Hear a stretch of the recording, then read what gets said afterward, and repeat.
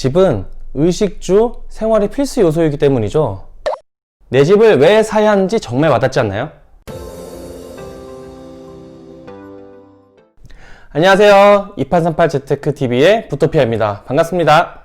2838세대 지금 집 사도 될까요? 에서는 내 집 마련의 필요성을 알려드리고 그 과정을 차근차근 상세히 알려드리고 있는데요. 사실 최근에는 부동산 투자에도 관심이 많지만 주식 투자에도 굉장히 관심이 많은 것 같습니다.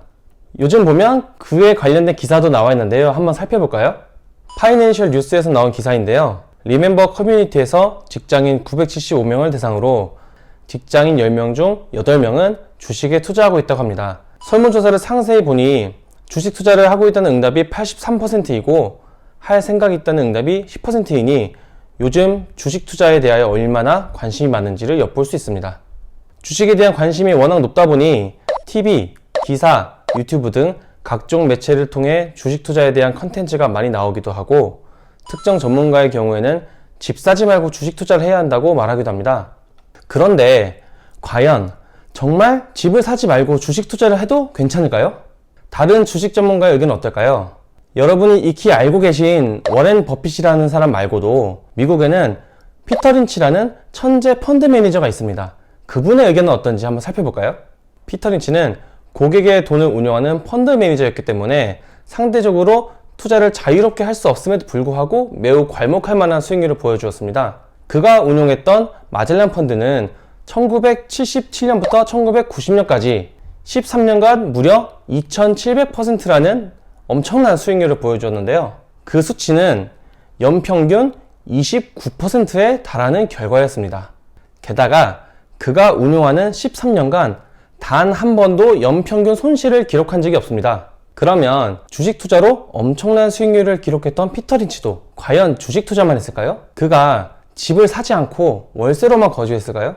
피터 린치의 저서인 전설로 떠나는 월가의 영웅에서도 그의 주택 투자에 대한 생각을 엿볼 수 있습니다. 피터 린치는 주식을 매수하기 전에 스스로에게 던져야 할 질문을 3가지로 제시합니다. 첫 번째, 내가 집에 있는가? 두 번째, 내가 돈이 필요한가? 세 번째, 내가 주식 투자로 성공할 기질이 있는가? 주식 투자로 굉장히 성공한 펀드 매니저였던 피터 린치도 주식을 사기 전에 내 집 마련을 먼저 하는 것이 좋다고 말합니다. 피터 린치는 왜 그렇게 말했을까요? 그가 썼던 책에서 어떤 이야기를 하는지 살펴보겠습니다. 주식 투자에 앞서 우리는 집장만을 고려해야 한다. 결국 집은 거의 모든 사람들이 어떻게든 보유하는 훌륭한 투자이기 때문이다. 하수구 근처에서 지은 집이나 호화 주택가의 저택처럼 가격이 폭락하는 예외도 있지만 100가구 중 99가구는 돈을 벌어준다. 주식보다 집장만이 먼저라고 말합니다. 그리고 집은 의식주, 생활 요소 중의 필수 요소이기 때문에 수요가 굉장히 많다고 합니다. 그래서 웬만한 사람들은 주식보다 집장만이 우선이라고 합니다. 집은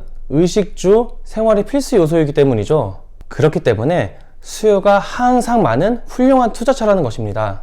그리고 그로 인해 주택을 매입했을 경우 대부분은 훌륭한 수익을 거둔다는 의미입니다. 지역과 시장에 따라 부침이 있기도 하지만 대부분 내 집 마련하신 분들은 수익을 올렸습니다. 하지만 주식은 그렇지 않은 경우도 많이 있어요. 우리 주변에서 부동산을 했다가 망했다는 사람은 많지 않지만 주식을 했다가 망했다는 사람은 더 많이 만날 수 있죠. 집은 전적으로 소유자에게 유리하게 되어 있다. 계약금 20% 이하만 있어도 은행에서 대출받아 집을 소유할 수 있으므로 우리는 놀라운 지렛대 효과를 얻는다. 현재 부동산 시장에서는 규제로 인해 대출 한도가 줄어들었지만 초고가 아파트가 아닌 이상 대부분 대출을 이용해서 주택을 구매하십니다. 내 투자금을 줄여 수익률을 높이는 지렛대 효과, 즉 레버리지 효과를 보겠다는 것인데요. 물론 주식도 신용 매수를 통해서 매수할 수 있습니다. 하지만 주식은 주가가 하락했을 경우 내가 추가로 돈을 입금해야 하기도 하고요. 또는 추가로 돈을 입금하지 않았을 경우는 강제로 주식을 매각하여 대출 금액을 회수하게 됩니다. 하지만 집은 가격이 하락한다고 해서 돈을 더 넣으라고 하거나 경매를 제외하고는 집을 강제로 매각한 일이 적습니다. 마침내 집을 팔아 현금을 챙기는 경우에도 이 돈으로 더 근사한 집을 사면 이익에 대해 세금을 피할 수 있다. 정부가 동정심을 발휘해서 인생에 한 번 집에서 얻는 횡재에 세금을 면제해주기 때문이다. 주식은 이런 일이 절대 없다. 주식 거래는 가급적 자주 그리고 무겁게 세금을 물린다. 주택 투자의 가장 큰 장점입니다. 누구나 내 집 마련을 하고 더 큰 집으로 이사 가는 것을 꿈꾸죠. 그리고 첫 내 집을 매각하는 과정에서 이익이 생길 수 있습니다. 이렇게 실수요자가 집을 매각하는 과정에서 이익이 발생하면 이 세금을 면제해주는 제도가 있는데요. 바로 비과세입니다. 하지만 주식은 비과세라는 게 없거든요. 주식은 자주 거래할수록, 많은 금액을 거래할수록 세금을 더 많이 낼 수밖에 없습니다. 우리는 일요일자 부동산 면에 실린 머리기사 집값 추락에 놀라 집을 팔아버리진 않는다. 신문 광고 면에 당신 집에 금요일 종가가 실리는 일도 없고 TV 하단에 시세 테이프가 지나가지도 않으며 아나운서가 가장 활발하게 거래된 주택 목록을 보도하지도 않는다.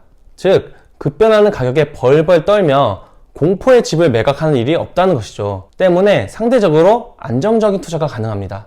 끝으로 우리는 다락에서 지하실까지 샅샅이 훑어보면서 적절한 질문을 던질 줄 알기 때문에 집에 제대로 투자할 수 있다. 이들은 집을 고르는 데는 몇 달을 들이지만 주식을 고르는 데는 몇 분만 들인다. 사실 이들은 좋은 종목을 고르는 시간보다 좋은 전자레인지를 고르는 데 더 많은 시간을 소비한다.